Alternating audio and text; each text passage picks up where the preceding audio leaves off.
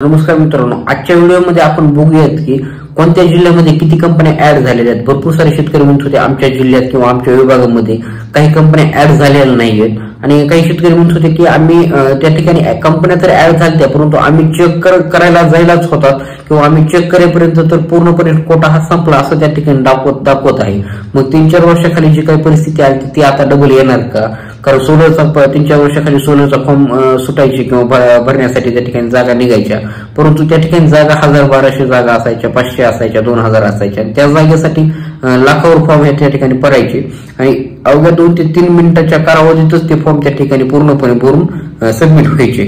जे काही net capable आहेत किंवा ज्यांना कोणाला ऑनलाईनचं कळतं, मोबाईल ज्याच्याकडे अँड्रॉइड होते ते त्या ठिकाणी लाभार्थी असू शकले आणि त्यांनाच फक्त त्या ठिकाणी फॉर्म देखील भरले त्यांनी आणि त्यांनाच सोलर भेटलं। मग आता देखील तीच परिस्थिती सध्या दिसतीये, कारण आता शासन काय करतंय की सोलरचा फॉर्म तर भरून घेत आहे आणि सोलरचा फॉर्म भरल्यानंतर त्या ठिकाणी शेतकऱ्यांना पेमेंट वगैरे करून घेतोय शेतकऱ्याकडून आणि पेमेंट केल्यानंतर त्या ठिकाणी शेतकऱ्यांचे प्रॉब्लेम हे येतात। कारण प्रत्येक शेतकऱ्याकडून जवळपास 3 HP जर सोलर घ्यायचं म्हणलं तर 30,000 रुपये घेतात, 5 HP घ्यायचं म्हणलं तर 30-35 हजाराकडे जातच आणि 7.5 HP जर घ्यायचं म्हणलं तर त्या ठिकाणी 40,000 प्लस जायला लागलेत।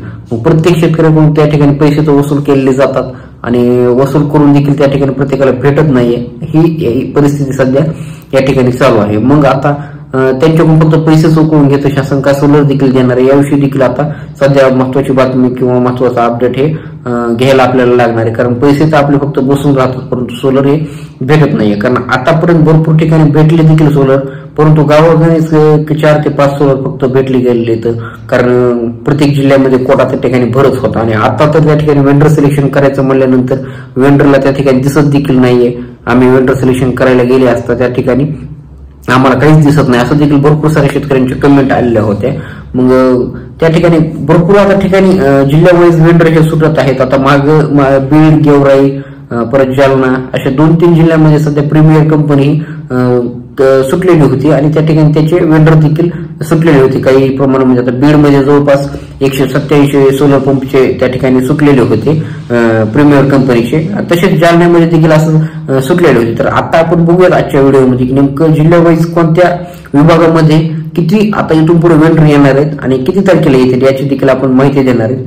तर जवळपास तुम्ही एक 25 फेब्रुवारीपर्यंत थोडा वेट करा, कारण 25 फेब्रुवारीला 4 कंपन्या ऍड होण्याची शक्यता आहे, दाट शक्यता आहे। तर त्याचे नाव काय आहेत हे तर सध्या काय आणखी आपल्या समोर आलेलं नाहीये, परंतु 100% 4 कंपन्या त्या ठिकाणी 25 फेब्रुवारी 2025 पर्यंत त्या ठिकाणी ऍड होण्याची दाट शक्यता आहे। तर तुम्हाला मी मागच्या व्हिडिओमध्ये सांगितलेलं होतं, एक 13-14 तारखेला आपण व्हिडिओ टाकलेला होता, त्यामध्ये म्हणलं होतं तुम्हाला की 15 फेब्रुवारीला दुपारी 2 वाजेपर्यंत कंपन्या ऍड होणार आहेत आणि झाल्या देखील। दुपारी 2 वाजून जवळपास एक 7-8 मिनिटाच्या आसपास त्या ठिकाणी प्रीमियर कंपनी ही बीड, जालना, गेवराई आणि संभाजीनगरच्या काही विभागामध्ये त्या ठिकाणी ऍड झालेली होती। आणि ज्या शेतकऱ्यांनी व्हिडिओ बघितला होता, पूर्णपणे बघितला, ज्यांनी कोणी माहिती घेतलेली होती त्या शेतकऱ्यांचा त्या ठिकाणी फायदा देखील झाला आणि त्यांनी ती आता वेंडर सिलेक्शन देखील करून घेतलं।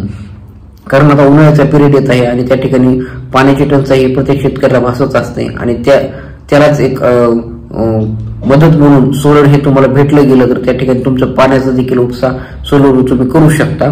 म्हणून तुम्ही एक वारंवार अपडेट घेण्याचा देखील प्रयत्न करत जा आणि या व्यतिरिक्त तुम्हाला काही नाही समजलं कमेंट बॉक्समध्ये देखील तुम्ही विचारू शकता, त्याविषयी आम्ही व्हिडिओ बनवण्याचा देखील प्रयत्न हे करत असतो।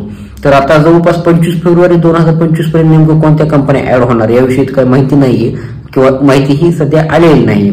तर काही लोक म्हणत होते की टाटा येणार आहे, जैन येणार आहे किंवा शक्ती येणार आहे किंवा GK स्पॅन, अशा भरपूर साऱ्या कंपन्या, नामांकित कंपन्या होत्या। या कंपन्यांचं सध्या तर नाव देखील कुठं दिसत नाहीये, नेमकं त्यांचा काय विषय झाला असं देखील आपल्या कमेंट बॉक्समध्ये विचारत होते। तर सध्या त्यांचा कोटा हा पूर्णपणे भरलेला आहे।